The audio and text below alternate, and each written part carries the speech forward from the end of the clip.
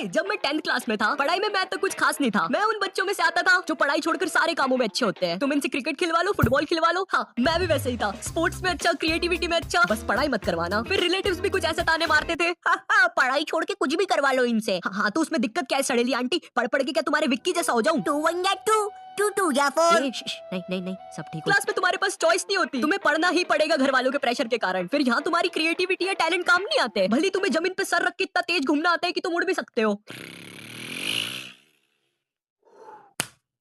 तो जब मैं 10th क्लास में था, मेरा पढ़ने में कुछ खास मन नहीं लगता था। मेरी मम्मी ने भी मुझे कुछ उपाय बताए। सुबह जल्दी उठ के नहा धो के पूजा पाठ करके पढ़ने बैठा कर, सब कुछ याद हो जाएगा। नहीं मुझे एक बात बताओ, ये सुबह उठ के जल्दी पढ़ने वाली बात लोग इतना बड़ा चढ़ा के क्यों बताते हैं? नहीं बिल्कुल ऐसे बोलेंगे, हाँ बेटा साल भर पढ़ाई नहीं करी और अभी तुम्हारी फट रही है, कोई बात नहीं, एक दिन सुबह जल्दी उठ के पढ़ लो, सब कुछ याद हो जाएगा। तो अंकल आप सुबह उठ के पढ़ लेती है, गैराज क्यों संभाल रहे हो?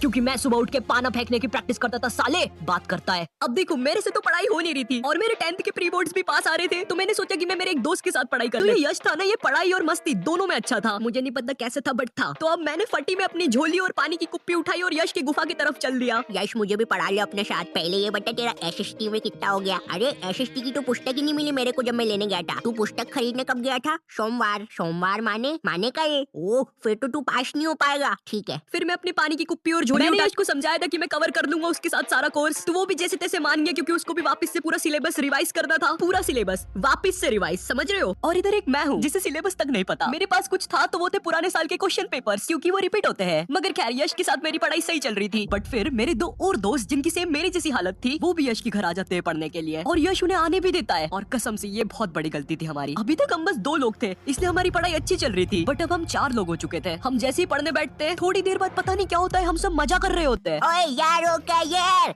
दुश्मनों की हार, रोल नंबर 21 बना सुपरस्टार। सुनो कहानी नंबर 1, इसका रोल नंबर 21। अभी चल क्या रहा है, हम तो पढ़ाई करने बैठे। हम रात में 10 बजे बैठे थे पढ़ने। उसके जस्ट 15 मिनट बाद यश बोलता है, बस यार अब पढ़ाई बंद करते, मन नहीं हो रहा। अच्छा ठीक है फिर। क्या हुआ? तूने तो बोला बंद करते। अरे तू सो क्यों रहा है? आज अपन मजा करेंगे। भाई तू ऐसे क्यों हंस रहा है? मुझे डर लग रहा है। सुन उधर से नमकीन लेके आ, फियर फाइल्स लगा टीवी पे। भाई ये बंदा पढ़ाई छुड़वा के माहौल बनाने में लगा है। देखते ही देखते रात में 10 से 2 बज जाती है। बट फिर हमें एक आवाज आती है।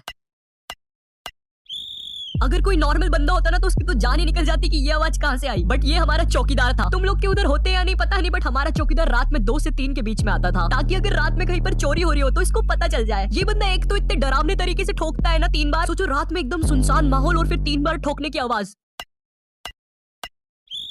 भाई ऐसा चौकीदार हो तो मैं तो कभी चोरी ना करूं। क्या भूत भूत बुलाता है क्या रात में 3 बार ठोक के? खैर अब हम लोग को आती है चौकीदार की आवाज रात में। 1 सेकंड के लिए तो हम सब शांत हो गए। फिर यश बोला, ओए चलो बाहर उसको ऊपर से देखते हैं। मैं समझ गया था कि कुछ गलत होने वाला है। हम चौकीदार को ऊपर से देखते हैं, वो अपना डंडा ठोक के जा रहा होता है, और जैसे ही वो हमारे घर से थोड़ी दूर जाता है, ये सीटी चौकीदार ने नहीं बजाई थी, ये यश था। हम लोग जल्दी से भाग के अंदर आते हैं और सब लोग शांत हो जाते हैं। हमारी जान निकल चुकी थी। रात में 3 बजे ये बंदा चौकीदार की मजे ले रहा है। चौकीदार के पैरों की आवाज वापस आ रही होती है, मगर थोड़ी देर बाद वो वापस चला जाता है। मगर फिर से जैसे ही चौकीदार सीटी बजाता है, उसके बाद यश भी बजा देता है। इस बार चौकीदार समझ जाता है कि आवाज कहाँ से आ रही है, क्योंकि किसी भी घर में लाइट नहीं जल रही होती है सिवाय यश के घर के, और हमको वो चीज पता ही नहीं थी। वो चौकीदार यश के घर के नीचे आके खड़ा हो जाता है और अपने पैरों की आवाज करता है। यश को लगता है वो फिर से चला गया। यश गेट खोल के जैसे ही बाहर निकलता है सीटी बजाने, हाँ चल देख लिया, अब नीचे आजा, तेरी सीटी बजाता हूँ, चल जल्दी नीचे आ। हम लोग कसम से इतना तेज भागते हैं घर के अंदर, लाइट बंद करके एकदम शांत। बट वो चौकीदार अब यश का गेट ठोकने लग जाता है जम से। हम लोग की बहुत गंदी फट चुकी थी, और यश के घर वालों में से कोई उठ जाता ना, हमारा तो खेल ही खत्म हो जाना था। मगर थोड़ी देर बाद वो चौकीदार अपने आप चला जाता है। मुझे नहीं पता